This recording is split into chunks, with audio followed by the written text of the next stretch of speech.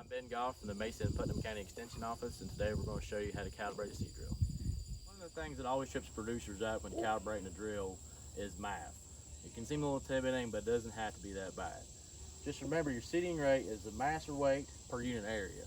So a lot of times you use that to make your calculations. So if we measure the seed from the tubes, we got to weight, we got to figure out the area. A lot of times that's based on your row spacing times the number of tubes you tested. So if we had 3 tubes, 8 inches apart, that's 24 inches. That gives us one side of that area. However long the length of that measurement also gives us the other side. Multiply those two together is our total area. So you could do that if you do a different number of tubes. Another easy way to do that is go 96 feet. 96 feet and 3 tubes. If you do that, the weight you get in grams is going to be divided by 2 is going to be the total pounds per acre. So one of the ways you can drive 96 feet by putting flags at a start and stop point. That's one way. Another way is to be able to push the drive wheel that drives that mechanism for the mitering system on the drill. So if you do that, what you need to start out with, if you have 96 feet, you have to figure how many revolutions of that wheel you have to push. One way you can do that is take 96 divided by the circumference of the wheel. You can actually measure that, or you can take the diameter of the wheel times 3.14. We've already measured this wheel as 28 inches wide. So if you multiply that by 3.14, gives us 87.92 in terms of inches. We divide that by 12, gives us about 7 1/3 feet. So if we take 96 for our length we have to drive, divided by 7.33, gives us about 3.09 revolutions. Usually we try to round off to quarters just to keep track of that. So 3 would be probably close enough. Before you start, it's good to gather some things you'll need. One thing you'll need is a scale. It doesn't have to be a big fancy scale, it doesn't have to be that scientific. Usually just a kitchen scale that measures in grams is all you need. It doesn't have to be that precise. This is farming, not rocket science. Close enough is okay.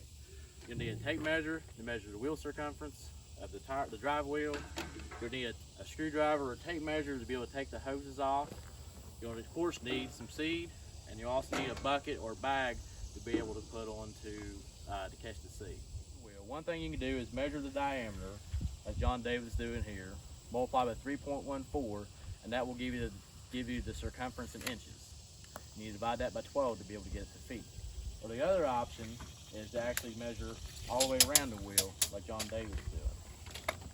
Either one is fine. Of course, you still need to divide by 12 to get that in feet. So you want to be able to check and make sure you know how this drill adjusts. A lot of these have different settings. What you see right here in this flute,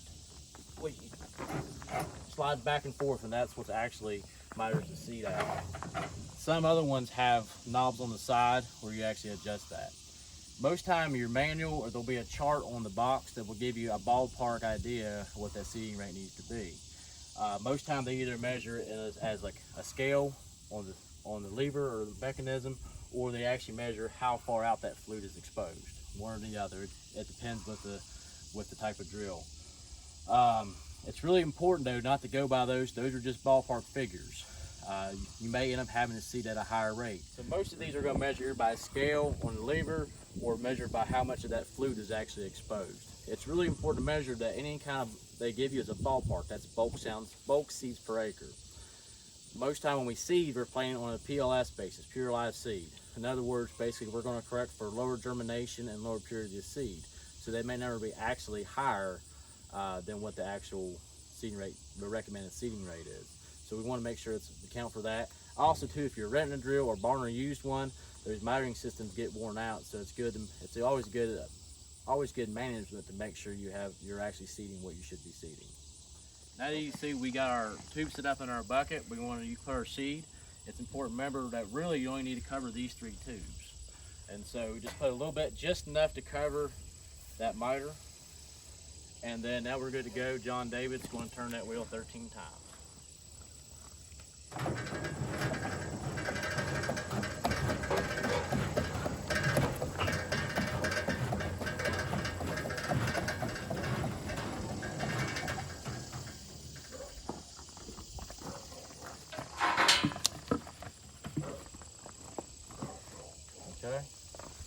measure it.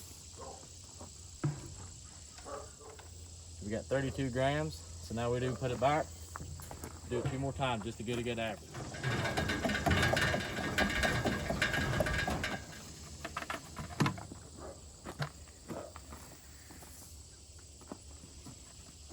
$33 grams.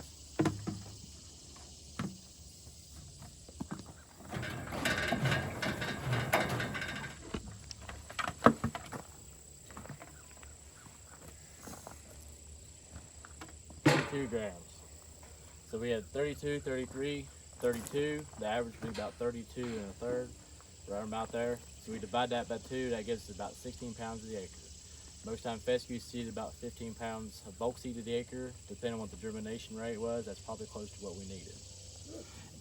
It's also a good thing too, if you have the hose attached below, just to give these a little shake, just to make sure all the seed comes out. With this corrugated pipe, they can kind of stick to the side sometimes. So for our measurements, we had 32 grams the first time, 33, 32. We add those up and divide it by 3. That should give us right about 32.67.